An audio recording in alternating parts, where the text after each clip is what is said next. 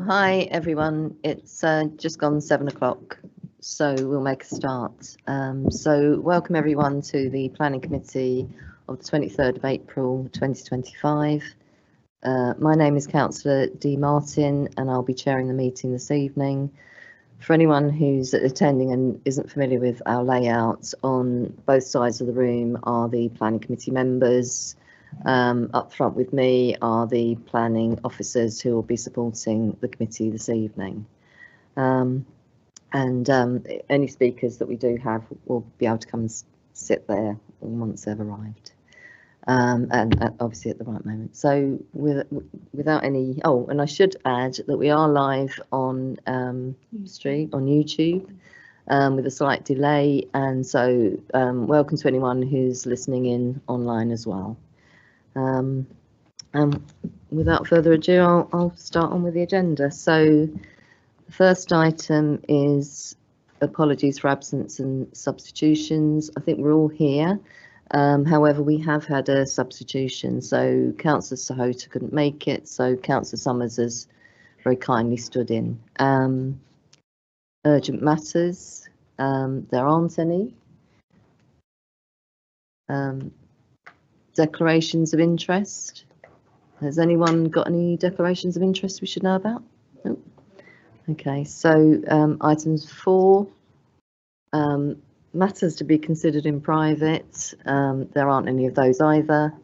So that takes us on to item 5, which is the minutes of the previous meeting, which I think was on the 12th of March. So do any members who were at that meeting wish to raise any issues about accuracy or omissions? We all happy? Okay, so I think we can agree those minutes. Brilliant. Okay, so that brings me on to the site attendance for the visits that we held on Saturday. So the councillors that attended were Councillor Mahmood, Councillor Raza, Councillor Gordon, Councillor Padder, Councillor Rice, Councillor Gallant and Councillor Summers, as well as myself. And we had apologies from Councillor Kelly, Councillor Hamidi, Councillor Shaw, Councillor Douglas and Councillor Busuttil. I haven't left anyone out, have I? And so that takes us to our first substantive item for the evening, and that's Friary Park Estate. So I'm going to hand over to Chris, the officer, to take us through the presentation. When you're ready, Chris.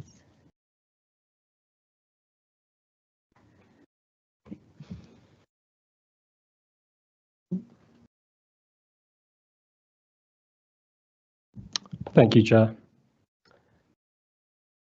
Good evening.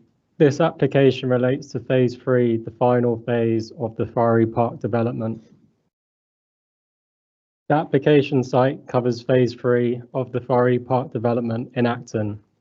Phase 3 is located to the east of the wider development. There are currently 76 homes on the site, comprising 3- and 4-storey buildings. Acton Mainline Station, served by the Elizabeth Line, is located approximately 300 metres from the site. The site benefits from 2 existing planning permissions, both granting outline consent for Phase 3, with the most recent permission approved in 2023. This application is a drop-in application, a standalone submission seeking to revise part of an already approved wider development.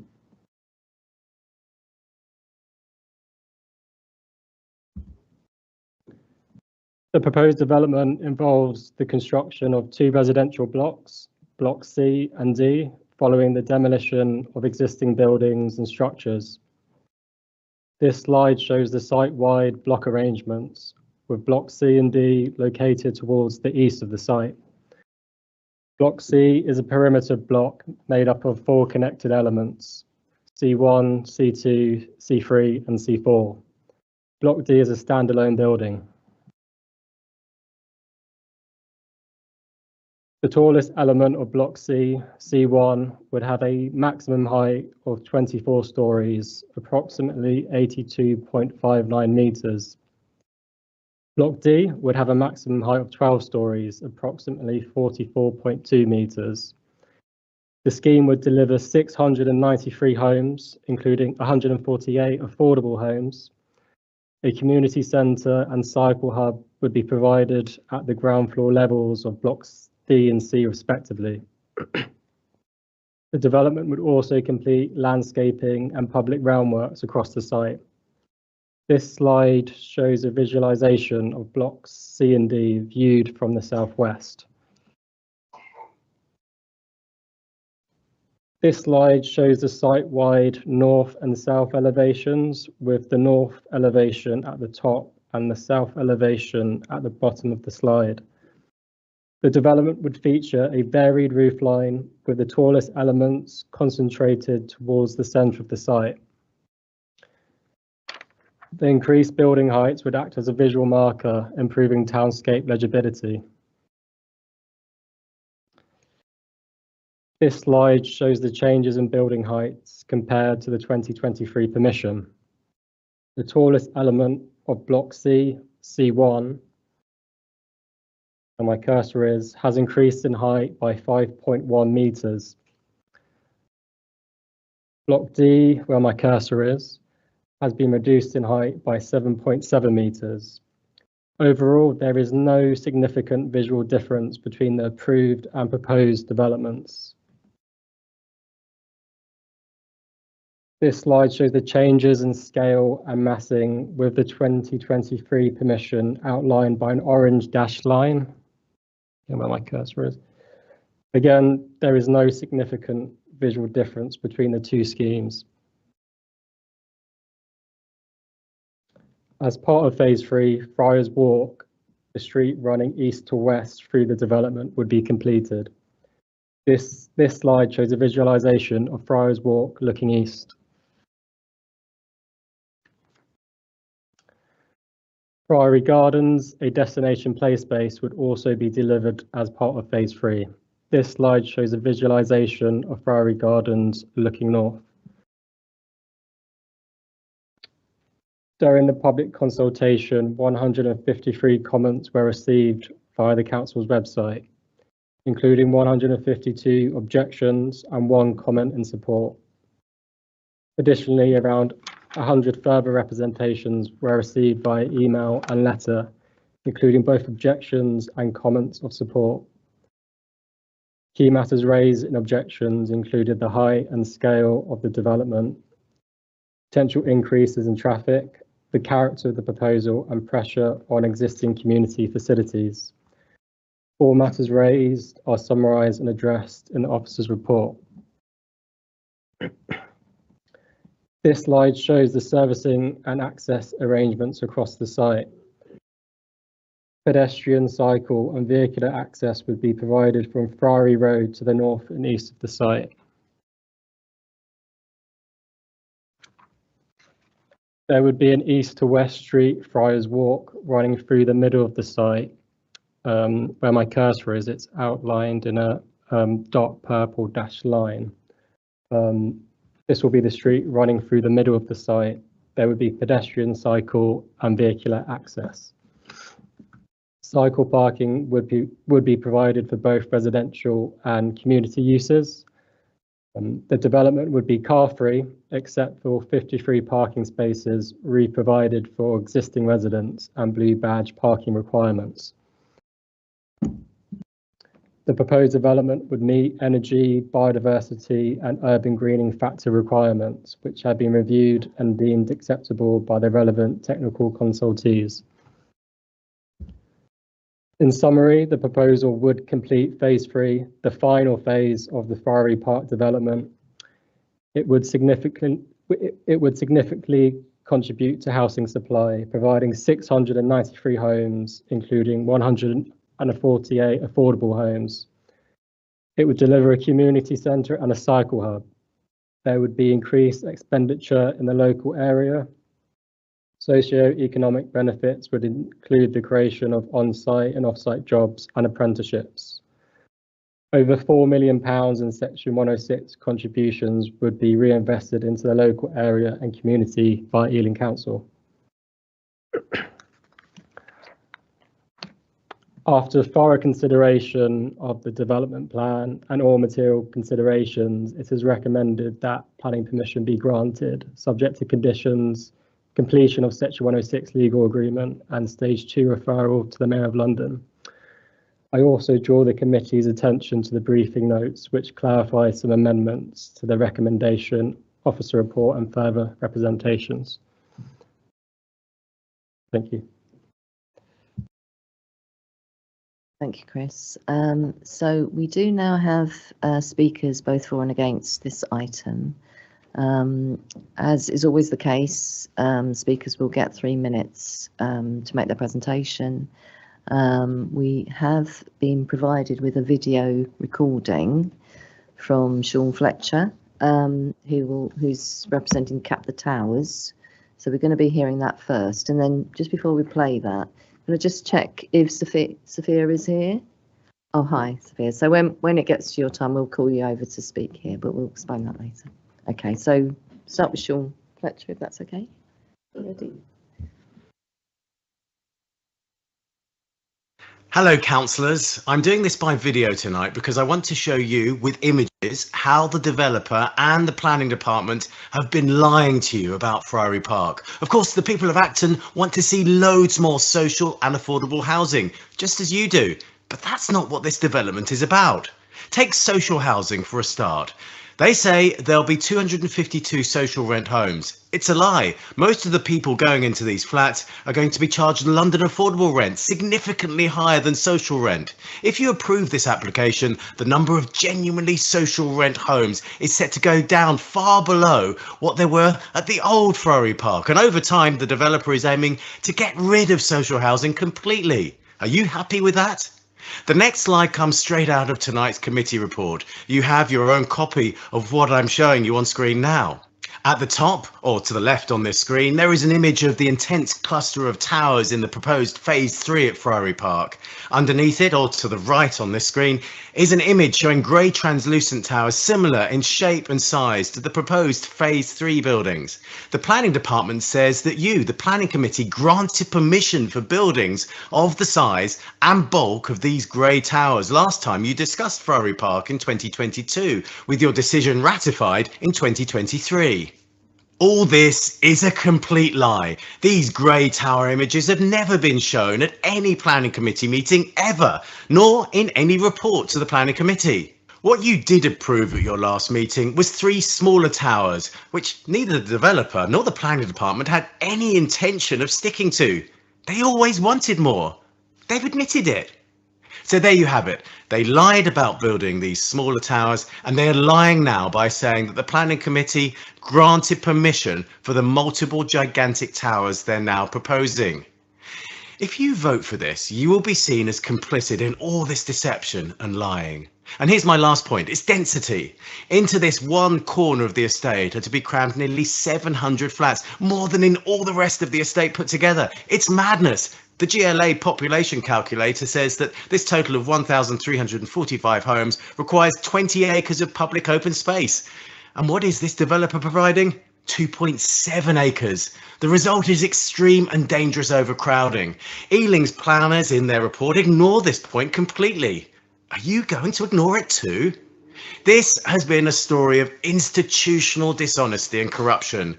Please bring it to an end by refusing this planning application so that they'll come back with something better, because we can do better than this. I would normally thank the speaker, but hopefully he may be out there somewhere, so thank you for your video. And now we're going to hear from the speaker in support of the application, and that's Sophia Fernandez. And I believe, Sophia, you're speaking on behalf of the resident steering group. Are you okay to, once you've settled yourself down, we'll start the clock. Yeah. Do you want to start? Good evening, councillors. My name is Sophia. I've been a resident of Friary Park Estate for 19 years.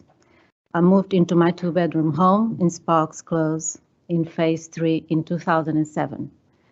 My daughter Elisa was only 2 years old at the time. A year and a half later, I had my other daughter, Katerina, and we lived here as a family with my husband Antonio ever since. It's not a great home, it's too small, but it's our family home. I am also a proud member of the Friary Residents Steering Group. I first joined the group 5 years ago during COVID. I'm here tonight to speak in support of the proposal for the third and final phase of the regeneration Friary Park. I'm delighted to be joined this evening by many residents and neighbours in the gallery and also support these proposals. The Friary Park is more than just somewhere to live. It's where I've raised my children. It's where I've built relationships with neighbours who become like family. I've seen many birthdays and many community events. Despite this great community, some things haven't been great. We've put up with living conditions that are simply not good enough. Our homes are tired. And we face issues like poor insulation, damp, heating that is unreliable, and buildings that weren't designed for the way we live today. We deserve better. We deserve to live in homes that are safe, warm, energy efficient, and built for the future. We deserve a place where children of all ages can play safely outdoors. We deserve healthy outdoor spaces we can relax in with beautiful trees and plants. We deserved an improved new community centre which people of all ages can use and enjoy, where they live in the estate or not. And other Ealing residents who need good quality, new, affordable homes deserve to come and live at Friary Park and to enjoy all of this with us. The proposal for Phase 3 offers all of these great things and more. I say that not just as a resident, but as someone who's been actively involved in this process as part of the RSG. I've worked alongside Mountainville and Peabody. I've attended meetings, spoken up and raised concerns, not just for myself, but on behalf of my neighbours. 30 seconds left. And I've seen great real willingness to listen. Mountainville and Peabody have taken time to understand us. They responded to our feedback and collaborated with us. Please approve the third and final phase. Thank you. Thank you. Okay, so before I open it up for questions, is there anything you wanted to come back on, Chris, with any of that? Yes, could I just address the first speaker? So in terms of the housing tenure, the proposed development does include site-wide 252 social rent homes and 78 London affordable rent homes, just to clarify that. So there is site-wide 252 social rent homes and 78 London affordable rent homes. And then in terms of compared to the existing estate, so originally there was 224 social rented homes on the original Friary Park estate in total. So there's actually an uplift of social rent homes, 27 to be exact, just to clarify that point. And as well as social rent homes and London affordable rent homes, there's also site-wide 140 shared ownership homes. So it is a large increase in terms of affordable housing, just to clarify the housing tenure point. And then in terms of the existing planning permissions, so there are 2 existing planning permissions on this site that both included outline consent for Phase 3. So the outline consent established the parameters of the buildings in Phase 3 in terms of location, land use, building heights, building lines, access and circulation. And then as presented in the presentation, there is a change in scale and massing between the 2023 planning permission and the current proposal. Specifically, Block C has increased in height, while Block D has decreased in height. And then in terms of public open space, we did consider this in the officer report. It is acknowledged that there is a shortfall in terms of the policy requirement. However, there is a financial contribution of about £30,000 for phase 3 to offset this, which will enable improvements to off-site public open spaces in the borough. And site-wide, there's a financial contribution for public open space of circa 350,000. And then compared to the 2023 planning permission, there is an uplift of public open space in phase 3 of 1,200 square metres. So there is an improvement in terms of public open space compared to the 2023 planning permission. Thank you. So I'm going to open it up now for questions from councillors. So start on this side. So Councillor Gordon. Thank you, Chair. Sorry, thank you, Chair. I'm a bit confused by the numbers quoted by you, by the officer, and in the report. You talk about site-wide. Site-wide mean the whole of the estate development or this particular phase? Because in the report we're told there's going to be 148 out of 693 affordable homes, which is 21%, which doesn't meet any targets. Also in the report on page 20, no, it's page 30 of the report.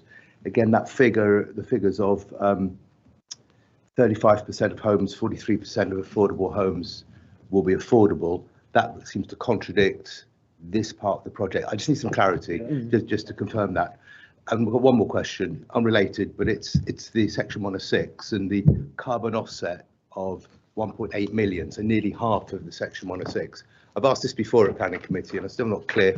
What does that mean? Where does this 1.8 million go? It seems like a huge amount of a proportion of the section 106 where we could have maybe been more generous in maybe the public community space. Have some clarification on that, please. I'll just take one more from Councillor Gallant and then you can answer the first few.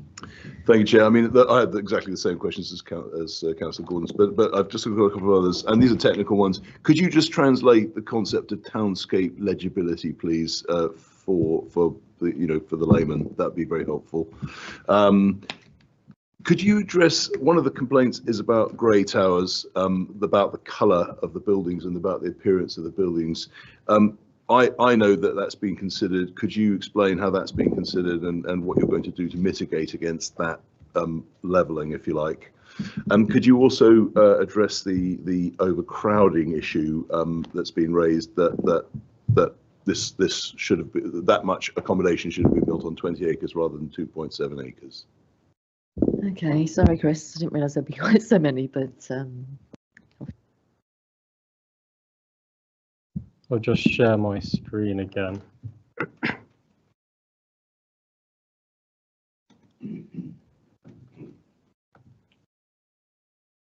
So in response to Councillor Gordon's question or clarification about what does site-wide mean, it means phases 1 to 3, which means the whole of the development site, and it includes phase 3, but also includes 1 and 2, which are the first phases.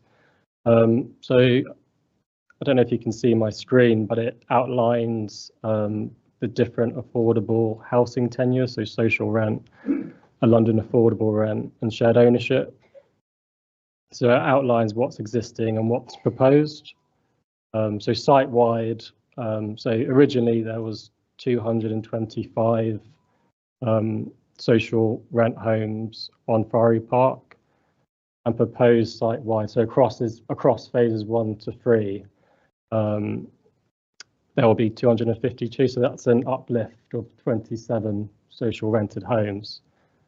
And in terms of London affordable rent, there'll be 78 homes, so there wasn't any existing. And then in terms of shared ownership, there'll be 148 homes. Again, there wasn't any existing. In terms of the financial contribution for the carbon offset payment, this was calculated by our Ealing's energy consultant, and it's just to offset the increase in carbon as a result of the development. And I'll just point out, compared to the 2023 planning permission, there's actually an improvement in energy efficiency, measures. So the contributions actually come down. So it's been reduced by about 56,000. So there's actually been an improvement in the sustainability credentials of the scheme. And then in terms of... Chris, before you go on, yeah. so I think also Councillor Gordon's asking what we do with the money. Do we know what we do with the money? Yeah, I mean, it is spent on retrofitting other developments within the borough. So those contributions improve other homes as the mitigation.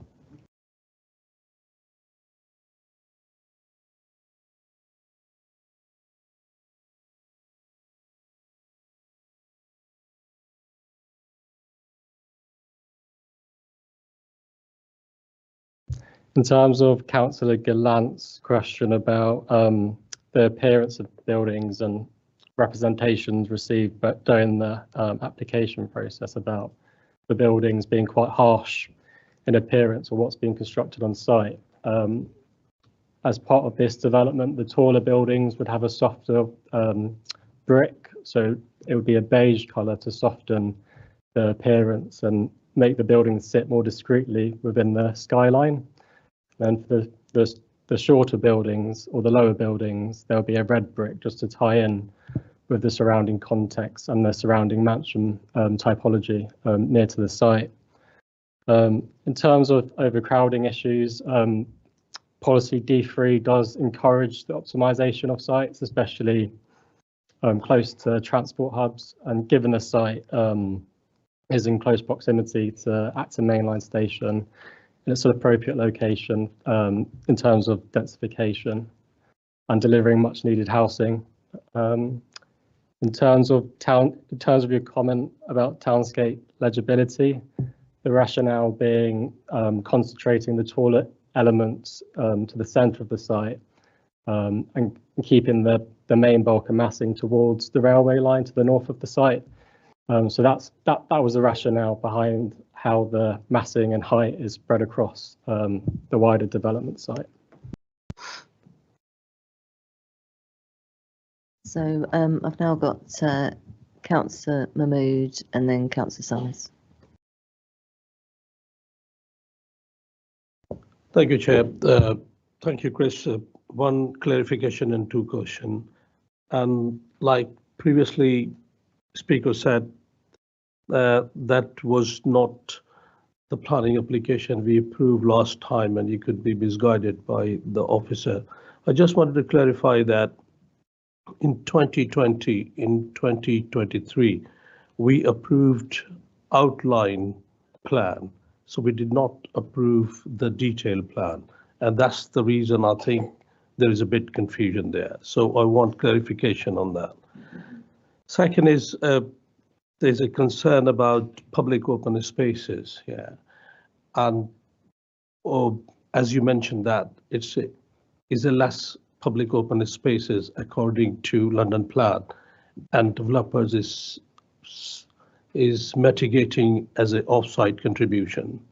So is that outside contribution, off-site contribution will be within ward or within borough or out of the borough, or how it will work? And the last thing, objector was, and we are very much interested to gain social rent homes. At the moment, I can see the 15 social rented home in this phase 3. Would that be possible after negotiation with GLA? Is there any possibility we can increase social rent home in terms of number on the same side? Thank you. Councillor Summers. Yeah, thanks. Just a couple of questions. One is about the community centre. Just wondering, is that completely unchanged from the first application, or is it larger, smaller, etc.? And also whether is a tenant been lined up for it, or is it sort of extra to the community? I don't know Acton well enough to know whether it's replacing existing community centre, etc. And the second one is about deliveries. Obviously, we live in a sort of Uber age where everybody gets everything delivered, and there's very little parking on site. So just checking where those deliveries vehicles would be coming to. One, I think on Saturday we went to the west area, which is away from phase 3, phase 1, I think it is, and that's presumably where some of them will come. And then is there also Friary Road? Will they come down there to deliver to the east of the? Just trying to clarify. Yep. So in response to Councillor Mews' question about clarification with the existing planning permissions, so the 2020 and 2023 planning permission granted outline consent for phase 3. So that just established the parameters for phase 3, again in terms of location, land use, building heights, building lines, access and circulation. So the massing and scale had been approved as part of that application. To clarify that, in terms of public open space, again, it's acknowledged that there is a shortfall in terms of the policy requirements, but there is a financial contribution to offset this, which will be spent within the borough, just to clarify. And again, there is this wider site-wide financial contribution of about 350,000. And then just in terms of the previous planning permission, there is an improvement in terms of public open space of about 1,200 square metres. So that phase 3 has been improved in terms of public open space. And then in terms of the social rented homes, so 15 social rented homes will be secured as part of this planning permission.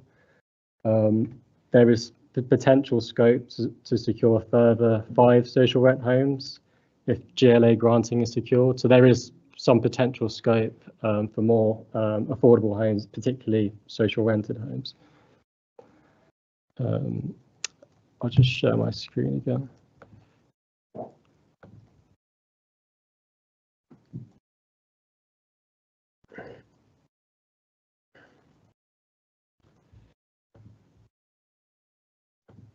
So in response to Councillor Summers' question about the community centre, it's about the same size in terms of square metres as approved under the 2023 planning permission. So it's roughly 450 square metres. So it's been co-designed with the existing residents of Friary Park. And some of the ideas is for this space to be potentially partitioned to provide co-working space, a cafe space, multi-use space, a food bank space. So there is a lot of potential for the community centre to be a flexible, dynamic space that will serve the community. We've also included an obligation to be secured as part of the Section 106 for a community space management strategy. So we'll find out further details how the space will operate. In terms of deliveries,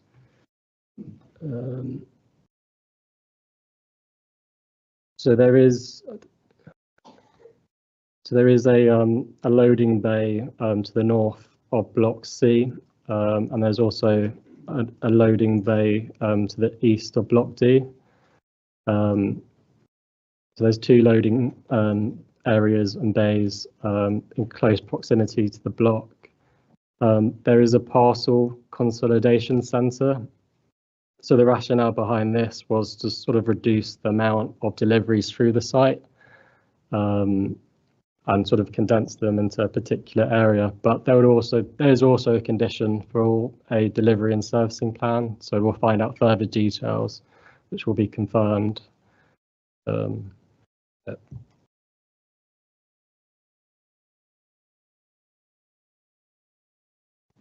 You done? Okay, thanks. So I've got Councillor Rice and Councillor Padda. Is that it? After that, I think that is the end of the questions. So, oh, Councillor Kelly, did Can I just ask something quickly on that? no, it's not your turn. You can answer it afterwards. No, just it's got the. Councillor Rice first. Yeah, well, never mind. Councillor Rice. Thank you, Chair. I shouldn't be too long. So I'm just wondering about, because you've got the Community Review Panel had their first meeting, it says here, on the 16th of April last year. And at that point, it was noted that despite the fact the number of units had increased, the affordable housing provision had not. But then when I'm looking at the officer response, I can't see a response to that. So I'm just wondering, for the sake of transparency, if we were actually clear and open at the time with the review panel as to what the affordable housing offer was, so that they could actually provide extra feedback. And also later on in the report, on page 60, it just talks a little bit about contamination. I know that wasn't a huge issue because it's the smallest consideration of residents who may have been providing objections to this. But at the same time, because there had been contamination in other parts of the site, I just wondered what was the outcome of that, because I'm just wondering how that might actually impact on this phase, whether there was actually any action taken to deal with contamination earlier on. Thank you. Councillor Padder. Thank you, Chair. I've got two questions. One is there's a contribution on for bus service improvement. How will this contribution improve the bus service, and will the buses be allowed to go through the pedestrianised area? The second question is that there's a closure of Friary Road in the southwestern section. Were the ward councillors consulted on this? If they were consulted, what was the response, please? Yes, thank you. And just quickly, Councillor Kelly, did you want to raise anything? Chris, can you?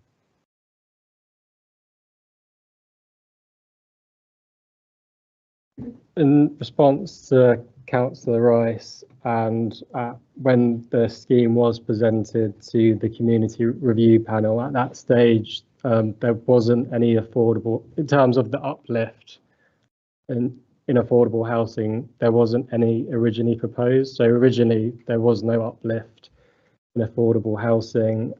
As part of the planning application, the affordable housing did increase. So at that stage, when it was presented to the community review panel, there wasn't a proposed uplift in affordable housing, but has changed during the course of the application. In terms of land contamination, the application's been reviewed by a technical consultee who's recommended an appropriate condition. In terms of the previous permission or the existing permissions, details were required to be discharged for our review, our technical consultee's review. I don't know which were subsequently approved. I don't know the full details, but there wasn't any issues with land contamination. Those applications or discharge of condition applications were approved. In terms of Councillor Padder's comment about contributions and cost contributions.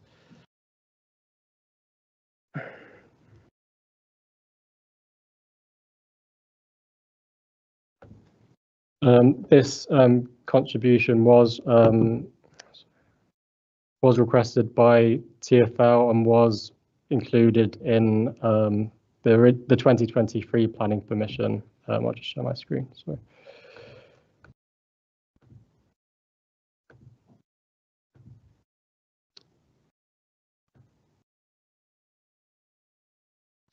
So as part of the 2023 planning permission, there was a bus service improvement contribution of about 720,000, and now it's proposed site-wide to be 810,000 roughly. So there's an uplift of about 85,000 in terms of to address the uplift in population as a result of this current application. This was requested by TfL, and I don't know the full details how it would improve bus service, but it's likely to improve the frequency of buses. It's in terms of your question about whether it would go through the site, is that correct? That isn't envisioned at this stage. So it's to the pedestrianised area. Yeah, it's not. It's that won't take place. Chris, I don't know if you're able to show us on one of the plans where the bus route would be, because I've just got it says it's located, the bus stop's located on the southern side of Friary Road, between the drive and Joseph Avenue. I can maybe get up on Google Earth. Or even on one of your plan. There's a plan on page 9. Might be able to point to where it is.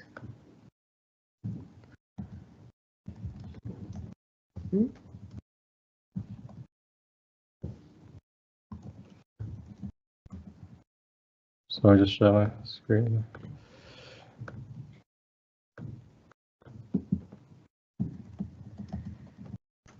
So there is a bus stop on Friary Road to the north. Right. Yeah.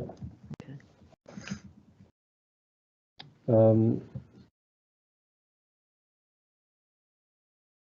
And in terms of councillors, Paddy's question about the closure of the southwestern section of Friary Road.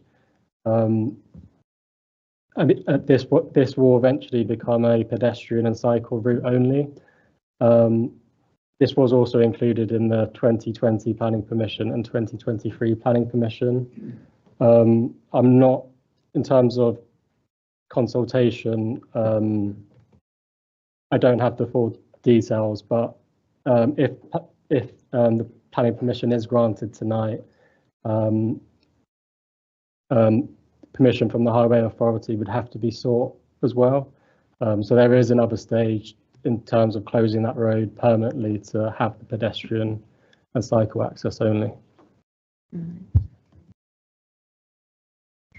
I think we're done with questions, so I'm now going to open it up to the debate, and obviously I'm coming to Councillor Kelly first.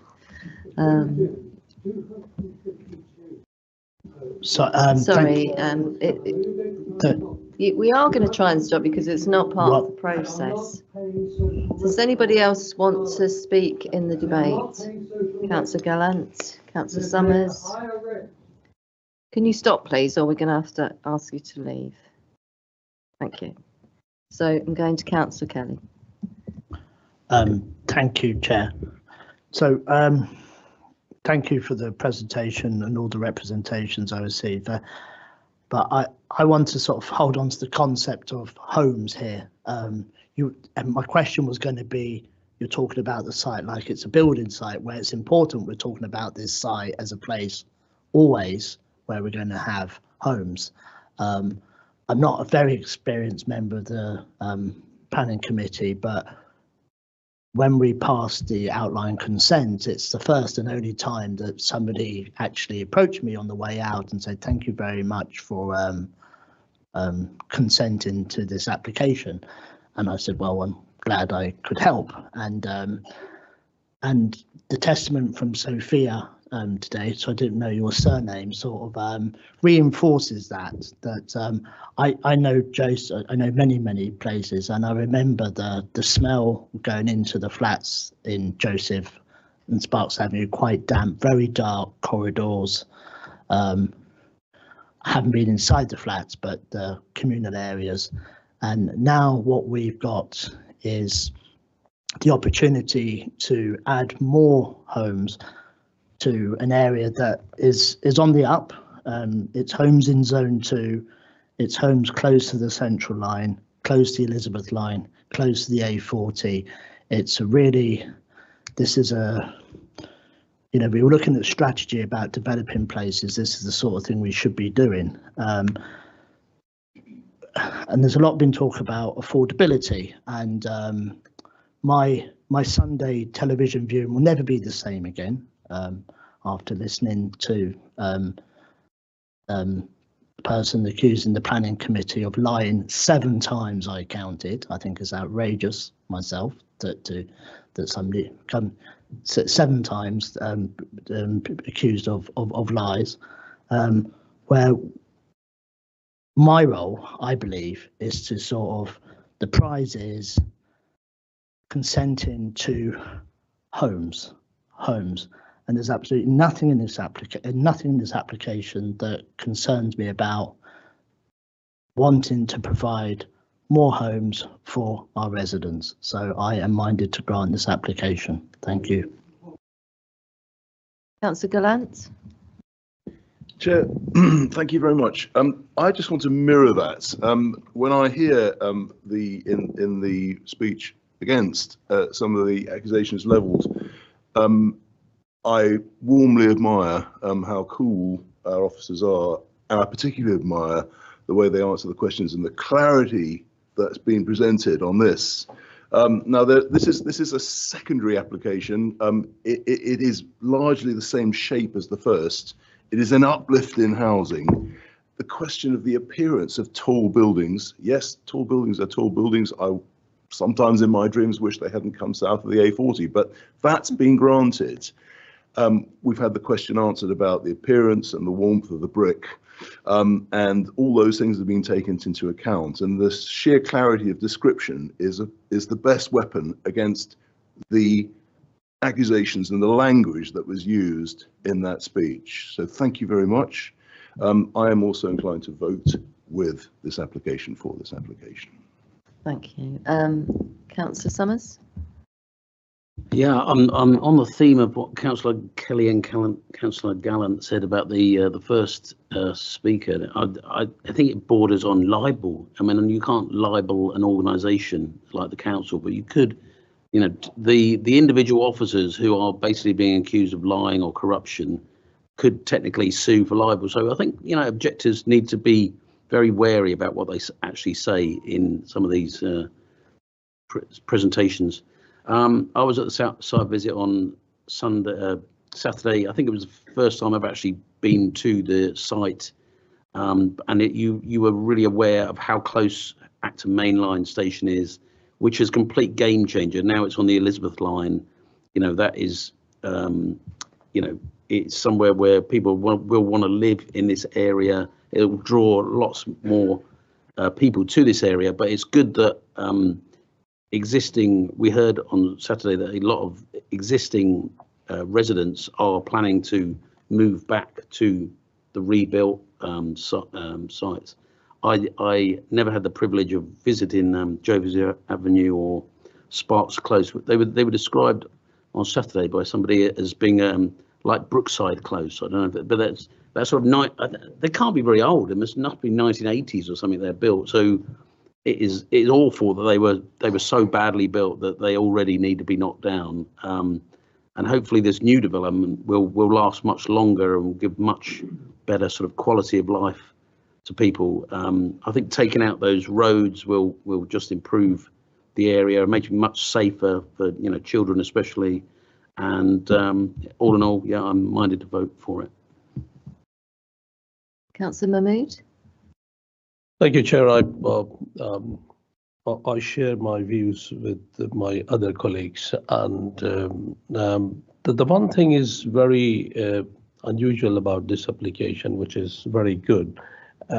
In terms of designing the community centre, Chair, they involve the local residents and as a co-design project where residents can shape the community centre which they're supposed to use in the future. Like one of the speaker was saying, place for celebrating the birthday parties and others. So if I've seen lots of community centre, but this is one of the very good design community centre where designated spaces for existing community and for external community as well, like Ealing Food Bank, party spaces, like cooking spaces, and on the top of that, the cafe. So I think that sort of project and product we are looking forward in the future as well, where the residents will be coming together and design what they want and how they will be using that type of modern community center in the future. And on the top of that, the new thing is cycle hub. I'm not sure this cycle hub doesn't mean you can park the cycles there, but you can repair the cycles and you can modify your cycles. And as far as I have seen the report, Chair, the good thing is one of the local charitable organization will be running that cycle hub, which is very much more inclusive and involving other charitable association in that community center. So in terms of gaining biodiversity gain, which is very much my passion, and I always ask the planning committee, but this is the only project I could see that the requirement of the local plan and London plan to gain 10% BNG. But I can see in this project, you get a 50% biodiversity net gain. So we are thinking 40% uplift from the guideline of the London plan. And the other, I always passionate about environment. So urban greening factor, I could see urban greening factor is 4 and is 4.2. So this is beyond that. So that is very encouraging, Chair. So on the basis of modern community center, which existing and non-external community can use biodiversity net gain, urban greening factor, overall an affordable home, which delivery of 148 affordable homes is encouraging me to support that application, and I'm happy to support that application. Thank you, Chair. Thank you. Councillor Raza? Thank you, Chair.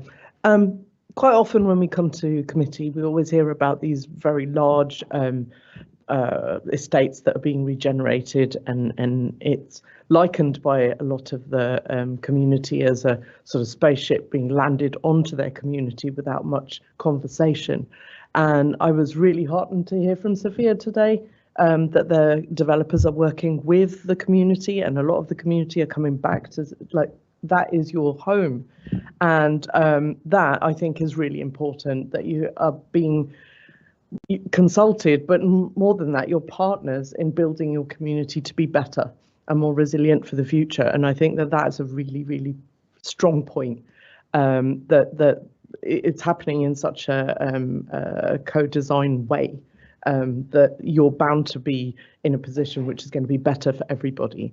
So that for me is a very, very big standout point as to why I would be supporting it. And also, as some of my colleagues have said, that there's a lot to be said for attempts to make this a less sort of concrete jungle, if you like, with a sort of very, very sensitive planning to having green spaces in there wherever they can be fitted. On the site visit, I noticed that the treatments of the actual brickwork that's going in as well, it wasn't just an amorphous blob. There's some thought gone into what the buildings will look like. And I think that actually from the basis of what we saw, it would be hopefully a very nice place to live. So I'm minded to support. Thank you, Councillor Raza, and I have to say I would very much echo your sentiments myself. It's very heartening to hear from some of the residents, and we know a lot of these developments are perfect. We don't get everything we want out of them, but it's really great to hear that it's got your support, and that's why we're doing it, really. So I'll obviously be supporting it as well. So I think we're ready to go to a vote. So all those in favour?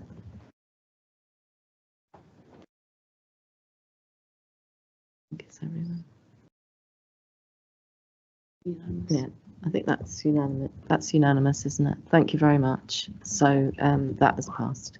Thank you. Should we move on to the next item? So the next item is the White Hart roundabout. Should give them a minute to leave. Give them a sec to go.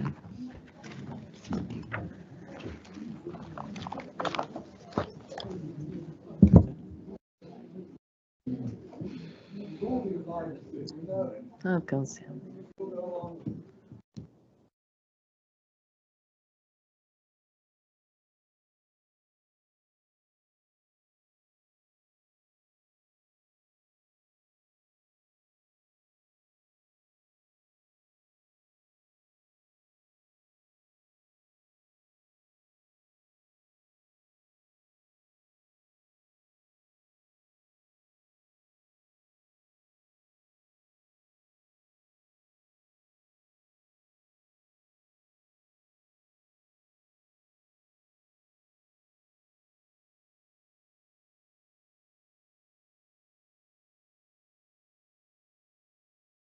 Okay, so thank you, everyone. And we're going to move on to item 2 and 3, which are together.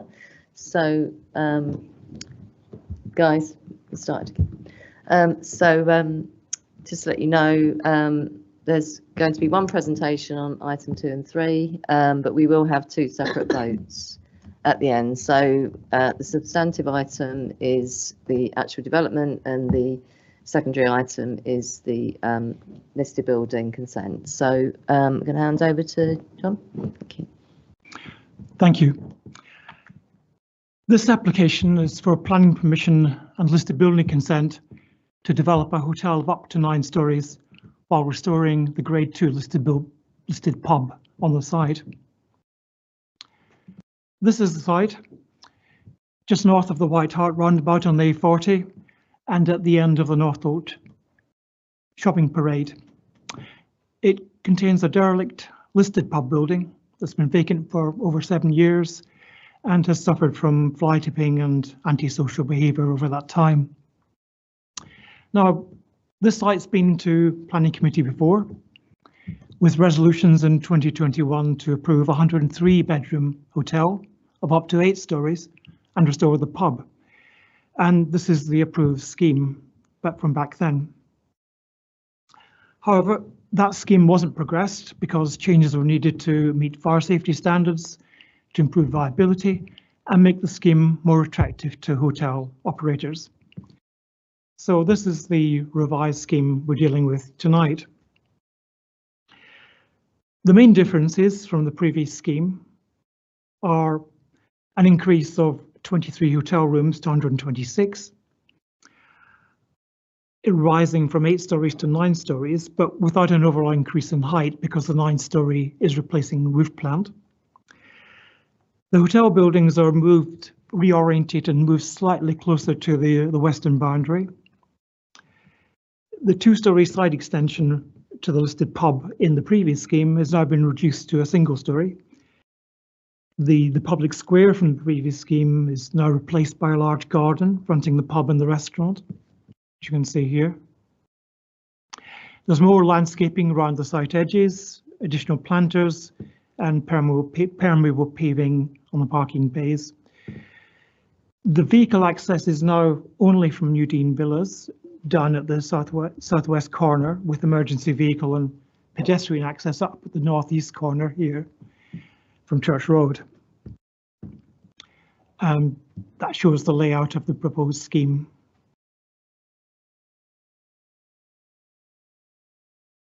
At up to 9 stories, the proposed hotel would be higher than its immediate surroundings and is not in an area designated for tall buildings. However, an 8-story hotel was accepted by the previous council committee meeting and by the GLA, and the overall height of this scheme is no greater than that was approved before. This height will also provide greater legibility in an area without any local landmarks and dominated by transport routes and the Hart roundabout. And a taller building would also provide a bookend to the adjoining 3-story commercial parade along Church Road. So overall, a reasonable case can be made for a tall building on this site again. Despite its height, the revised scheme is not considered likely to have unacceptable impacts on the amenity of adjoining occupiers due to the distances between the proposed new hotel buildings and nearby dwellings. I think this slide illustrates the separation and some of the angles. There's also going to be there's also existing trees on the western boundary, and new tree planting is proposed along the northwest boundary to minimise overlooking and to reduce disturbance from the parking area. The proposal would preserve the main historic elements of the Grade 2 listed pub. It would involve demolition of modern additions to the pub which do not have any heritage significance, restoring the building and reinstating some missing features. The historic entrance fronting the roundabout would remain, and the pub would face onto a large garden area to the north. The general internal layout of the pub would remain largely unchanged, and a sensitive single-storey extension would now provide a garden dining room. So these proposals would bring the pub back into use, restoring the historic use of it as a pub. It would provide a long-term viable use for the listed building and for a local pub at a time when many pubs are closing. The proposed alterations to the pub are not considered to harm the building and would preserve and enhance its historic significance. As before, the proposals would significantly improve what is currently an unattractive and isolated setting, and the pub would also have a much improved landscape setting. So on balance, the proposed development, with the heritage, community and economic benefits associated with it, would outweigh any harm to the pub setting from the tall hotel buildings. In heritage terms, therefore, the revisions are considered an improvement on the improved scheme. Various landscaping measures are proposed. The hotel buildings would have green roofs.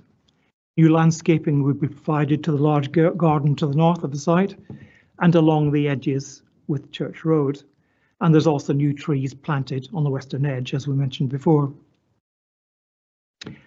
In terms of sustainability, the development would have high energy efficiency measures, including LED lighting, photovoltaic arrays on the roof, and air source heat pumps to produce hot water.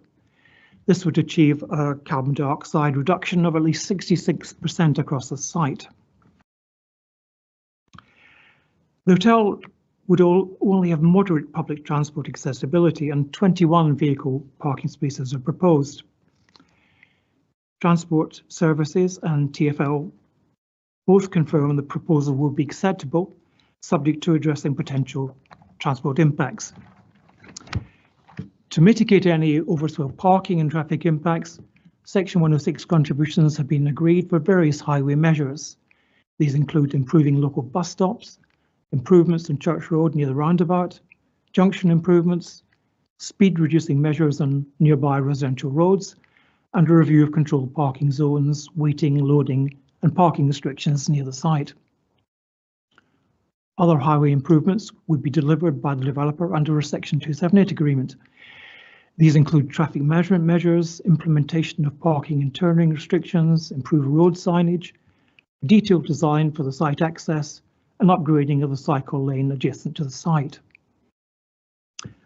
Overall, the scheme will provide a number of planning, economic, heritage and community benefits to the area. These include a major investment in Northolt Town Centre, restoration of a local pub with community facilities, provision of some local jobs, support to local shops from spending by hotel visitors, and up to approximately 270,000 in Section 106 contributions towards various transport and other improvements to the area. This is a summary of the main benefits.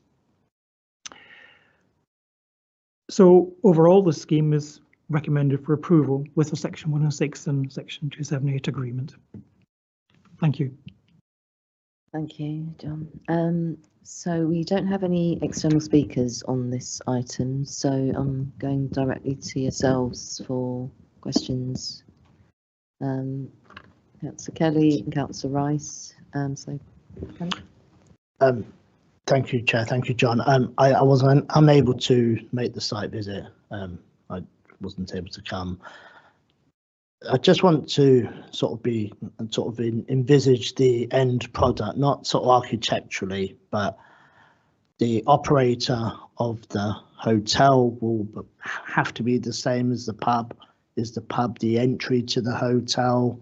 I just want to be clear that it's two separate units, because one is an old building, one's a new building, but we've got in place it's going to be one development or one enterprise. Well, John, I'll just take Councillor Rice first. Sorry. Councillor Rice. Thank you, Chair. Can I just perhaps try and get a bit of clarity to try and get my head around what the travel plan really is going to be?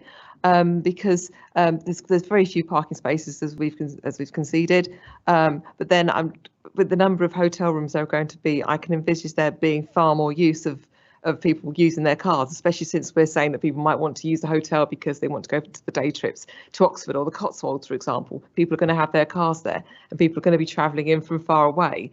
So I'm just wondering how we're really believing that that's going to be enough parking provision that's there. And also I'm wondering a little bit about public transport, kind of what's been envisaged for that, because a lot of people are going to be wanting to use the tube station, which is Northolt, which is quite some way down the road. So I can imagine that people are going to be needing buses to come up. You've talked about improvements to bus stops. Well, also, have you thought about what the situation is when it comes to bus stops by Northolt Station, where people are going to be actually getting onto the bus to come up, and how we actually thought about the whole thing, how people are actually going to get there, especially from far away, especially since we're talking about people who might be business people. That's what it mentions in the report, where they're going to rely on business trade, and also the fact that when you've got hotels which rely on business trade in the week, often they try to encourage social events like weddings to happen at weekends in order to ensure that the whole enterprise is successful. And also it talks about cycling. I know you have to have a certain amount of cycling because that's really under the London plan. There may be different rules from the GLA. There may be reasons why you have to have cycling spaces. But as well, I can't really imagine there can be many hotel guests who are going to want to rely on bicycles because they have to carry luggage. And as well, they are coming from far away. And also, for my many years of working in hospitality and my family working in hospitality and working hotels, I can't really see people using cycles when you're travelling past midnight or travelling into somewhere at 5 in the morning. So I don't really understand how we envisage that all the staff and all the hotel guests are going to be able to cope with that level of parking, and how we've thought about how public transport is going to be able to cater for that. Thank you. John, carry on. Okay. In relation to the first question, my understanding is that it's going to be a single enterprise, the hotel and the pub being run together. We haven't got much more information than that, but I think that's how it's envisaged operating. In terms of the travel plan, well, the amount of parking is obviously limited by the constraints of the site to some extent, but there is provision in there for buses to come in, drop off people and come out, for minibuses and for taxis to do the same. So I think it's anticipated that based on the demand profile for the hotel, quite a lot of the people would arrive by taxi or coach or minibuses. Some would obviously come by car. My experience of hotels is the car park isn't full all the time. There's a lot of coming and going of cars and turnover of them. So this will be combined, of course, with a review of car parking restrictions in the area. So there shouldn't be much in the way of overspill parking around about. It's going to be dealt with by these measures we talked about, and the travel plan will be proving we'll be looking at these things. In terms of cycle parking, I think they're providing what the London plan says. I think you're right. I don't think many hotel guests are going to be coming cycling. I assume this is all mainly for the hotel staff to use that cycling.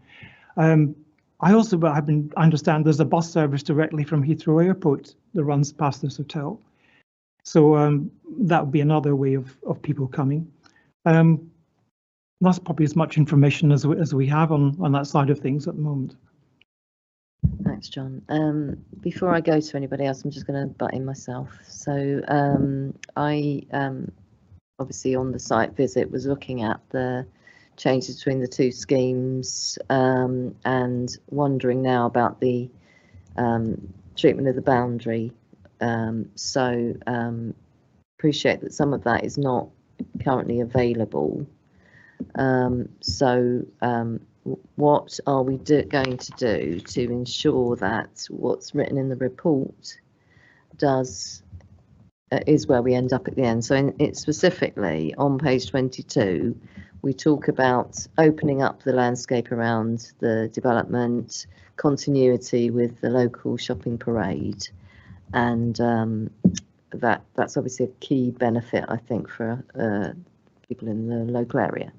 So I'd be interested in exactly what we're doing to assure that that is the outcome. That's my question, but then I'll take one more. Before I do, Tarek, just remind everybody that it's questions at this stage, no statements. So yeah, I'll come to you in a minute, Chris, but so with that in mind, if you've got a question. Thank you, Chair, and thank you for reminding the service. John, you said in your presentation there's a grade 2 listed building. At the same time, you said actually this is grade 2 listed building, but not the part of national heritage. And then you said some part will be after the development, it'll be reinstated. I just wanted to know, we will not preserve that part of the building during construction. So there will be a full construction and we will be reinstate the listed material. So I just wanted to clarification on that. Thank you. Go for those first, John. Thanks. Okay. This point about the boundary treatment and the openness of the site, we have talked to the developer who was quite committed to ensuring the site is kept open.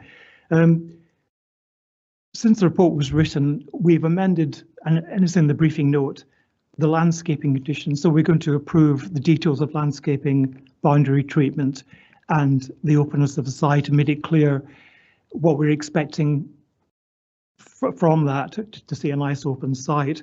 We've also put another condition on about the gates, which will control pedestrian access, again, to that's kept open and how that will operate. There's a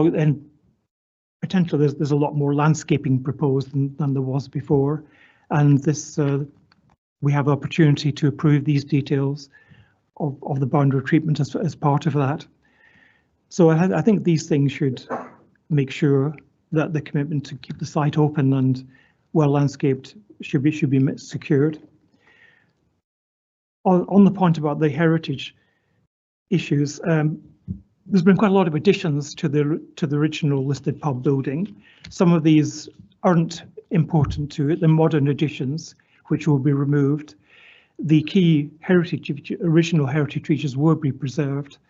There is going to be a single story extension, but overall there's going to be some restoration of original features, and the bits that are being demolished are now minimised and are modern additions which don't really add to the historic importance of the building.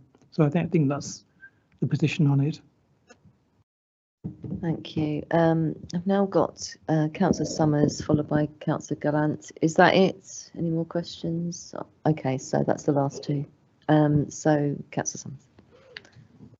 Yeah, hi. My questions were both about access. When we were on site, we were shown a little sort of gate onto the main road, which apparently is just going to be emergency access vehicle, emergency vehicle access when it's all completed. But I was just checking construction access. Will they be using that site, or will they all be going down the sort of slip road into the site? And also wanted to clarify, because again on the site it was mentioned that that main entranceway is quite narrow, and I think there's talk of coaches coming to this pub, to drop off passengers, conceivably coaches or minibuses. It's quite narrow. I think there's talk of can I clarify, is there a plan to put in W lines along there to improve that? Because otherwise, we found it when we parked the minibus, can't imagine anything being able to get past it. So I just wanted to clarify. And we do, and Councillor Gallant. Thank you, Chair. It's just following on from your question. It's about the northwest corner of the site where there's an existing, being on the site visit, there's an existing advertising hoarding. Now, if that was to stay, would there still be an access at the northwest corner?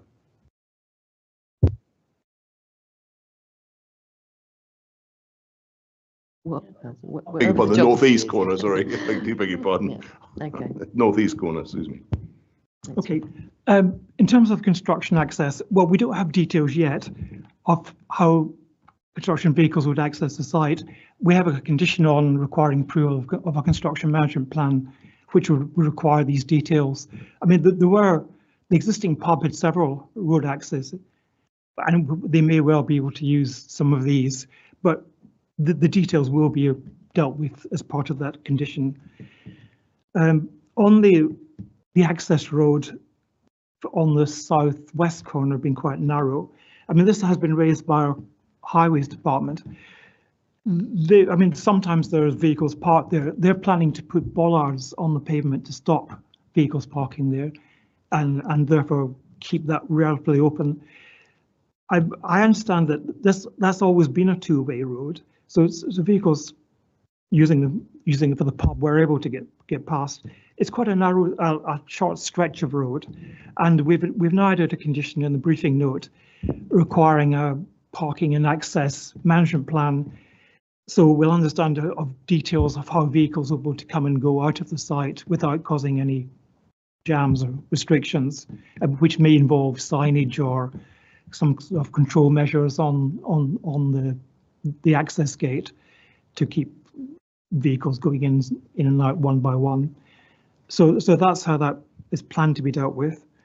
On the advert at the northeast corner, the advert shouldn't affect the access. There's going to be a controlled emergency access, pedestrian access gate there. There's a potential, depending on the ownership of the signage, to remove that. But the trouble is we don't actually know who owns part of that advert holding. But the developer is committed to removing it if that's possible, and if we can get agreement of the other owners. But it shouldn't actually affect the access at all. I think that's done on questions, so we can now move open to open the debate. Councillor Raza. I'm delighted that on this third, I think, visit to the White Hart, that something's happening there, because it's just been an absolute hideous little site for quite some time. And every time you take the bus past it, you sort of think, oh, there it is again, bit of an eyesore. It would be kind of lovely to bring it back into use. The fact that they are going to use it, sensitive treatment to the listed bit to make sure that it's a standalone pub. I think the locals would very much welcome their pub back. And if we can encourage jobs and encourage a bit more activity along there, I think that's all very, very laudable. So I'm minded to support.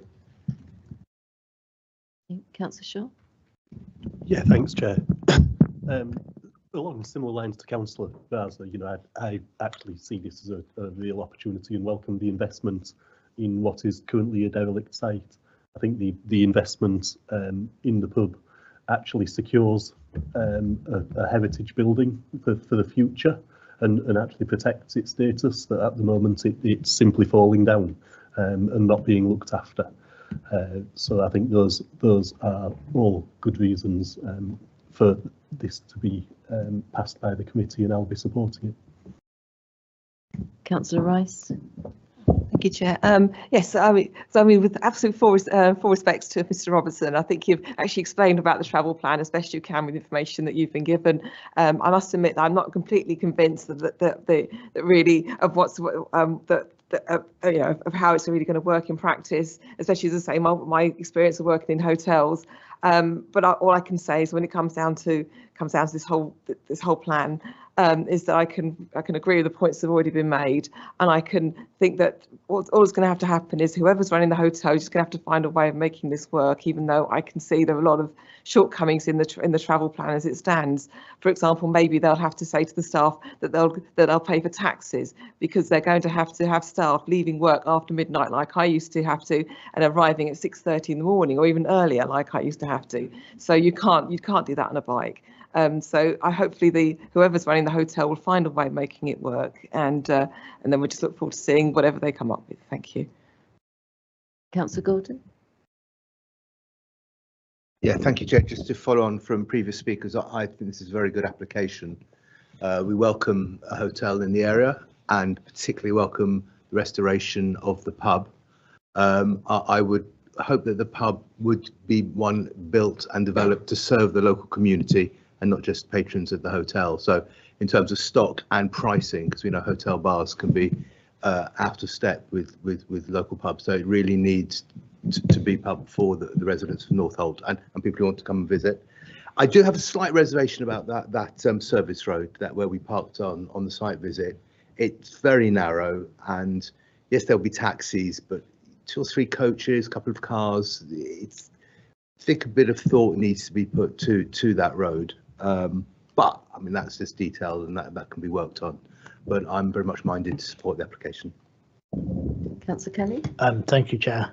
So I sort of thinking about pubs, and yeah, this was a quaint Fuller's house back in the day, but it ended up being on the busy 312 busy road going into the airport. I suspect when the drink driving laws changed, their revenue sort of halved overnight, like many other pubs, and I was surprised that it stayed open for as long as it did.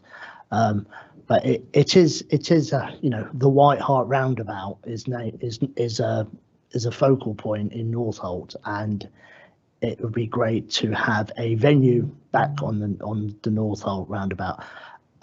It is a tight corner, and Councillor Gordon's just mentioned he has reservations. I don't want to misquote him, but misrepresent him about the access road, and I suspect you'll have to do a lot of sort of work with the Byzantine nature of TfL, trying to negotiate exactly what we need for the site. But it's a great ambition for the area, and I think the scale is good. I think keeping the pub sensitive to the old nature of the pub is well thought out, and I will be voting to consent to the scheme. Thank you. Thank you. Councillor Summers. Yeah, I'll be very brief because Councillor Kelly, Councillor Gordon have touched on much of what I was going to say. Yeah, as everybody knows, I always support, trying to resurrect or keep open pubs, especially one that's a listed pub, a listed building. And I think this is a good scheme. From the drawings, it looks as if the plan is to have it sort of open plan within, so you'll walk from the old pub into the new building, hotel building. So hopefully it'll all work very well. I agree with Councillor Gordon that the access road needs to be looked at. Bollards sounds a good idea, but simply W lines would, as well as bollards, would simplify. There's no confusion. You can't park there. You can just drive in and out. And yeah, I totally support it. One last point is, I know we can't make it a planning condition, but I very much hope you will pass on to the developers or the applicant that the new pub, the old pub, should be called the White Hart. It is the White Hart roundabout, so they'll be very confused if that building sort of changed name, which sometimes they like to change pub name. So I'm just going to add my own pennyworth in, being one of the local ward councillors. We've always supported this scheme, really pleased that it's come back again. Hopefully this time it will get built. And if there is a means by which the planning committee can fix the price of a pint, that would be amazing. But with that point, I'm going to go to the vote. So all those in favour?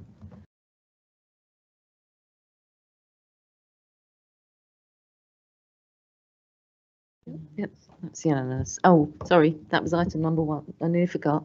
So that's for the substantive development, and we've got to vote again for the consented. Yep. So this is for the listed building consent as well. So we've just got to vote on the listed building as well. So all those in favour? Yep, that's lovely. Thank you very much. So we can now move on to our final item, Sandringham Mews, I think it is, and you're going to speak on that, aren't you, Alex? Yes, thank you, Chair. So tonight I'm presenting a report to you to consider the changes to an agreed Section 106. So essentially, the request from the applicants who are pursuing the development of the site is to pursue some changes by deed of variation to the original agreement, which would essentially enable the application to come forward and be delivered. There are certain key changes here that I need to explain. So the first one being that the first change that's being suggested is the substantial implementation date, which is effectively a definition which is included in the Section 106, which sets out the basis of an early stage review. So in this particular case, the developer has advised us and put forward quite a strong argument in relation to requiring further time in which to navigate their way through the Gateway 2 building regulations, which currently we are aware is taking quite a substantial amount of time. So the request is to shift the typical time frame, which is usually 24 months from the date of the permission, to 48 months, or essentially 36 months from the date of the proposed deed of variation. And we've considered that for some time, and we think that's probably reasonable in this particular case. And then in addition to that, for absolute clarity in the original legal agreement, there were quite specific requirements in terms of the definitions of substantial implementation, which which are also quite difficult to achieve. So essentially the request has been to modify that so that it's essentially the sort of ground piling works and not the pouring of the basement, etc. And again, after careful consideration, we think that's a reasonable request in this case.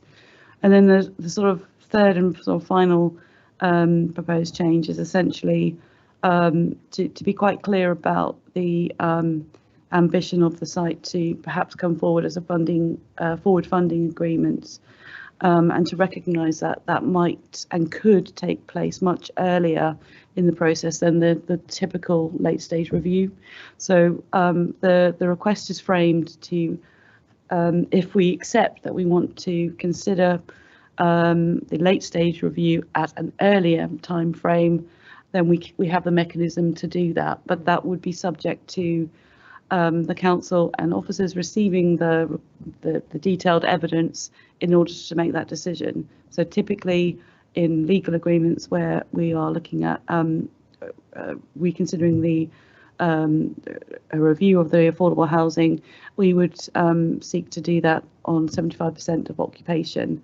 But the request before you is to enable that could take place earlier at the forward funding agreement, which will be between the early stage review and the typical late stage review. So those are the options that are being put forward to you. If tonight the recommendation is accepted, then we are advised that the applicants are in quite detailed and advanced stages of acquiring the site and obviously proceeding to the next stage of the forward funding. So that's giving us assurance that the developments will come forward. And that's important because the permission is running out. And that's all I will say on that. Thank you. Okay, does anyone have any questions? Councillor Gillan? Yeah, Chair, it's in my ward just to declare that. I mean, I understand that this is quite a technical the technical item. So we've heard it. Thanks for the explanation. I'm going to ask you, are there any downsides to it that you can see? I think when officers are considering any sort of viability issues on any scheme, it depends on the robustness of the assessment. So I think, if as long as we've got as much certainty on the information that's supplied to us, that should be satisfactory. I think, in honest terms, I think there's always a degree of risk, but I think hopefully to assure you that in considering this type of change to the legal agreement, which is the first of its kind, from Ealing's perspective, we have done quite a lot of groundwork with the applicants. So we've tested sort of hypothetical situations, and even if you take the kind of current state, today's considerations, we think that we would still be able to recoup quite a significant uplift in terms of additional affordable housing. So I think it's relatively low risk. I think it's caveated in a way that we have to be assured that we've got the right information, and we would go through the normal procedures with having it independently tested to confirm that. And the applicants are, that's fully understood. And as I say, we could decide to accept the late stage review earlier, or we can leave it to the late stage review. We've still got that ability to do that. So I think overall it's probably lower risk than perhaps it might be initially perceived. So I'm assuming we don't want to have a debate about this item, but I'm just checking. Okay, good. And so I think based on the officers' recommendations and the fact that there's never no risk, but we do believe it's very low risk that it will be a problem for us, and we're very keen to this development to get going. So I'm going to go to the vote. So all those in favour of this item? Is that unanimous again? Yep, so that's unanimous again. So thank you very much, everyone, for that. And I think that's all left is probably to tell you what the date of the next meeting is. Have we got that? Oh, you don't have that? Okay, well, we're finished then. Thank you very much. Thanks.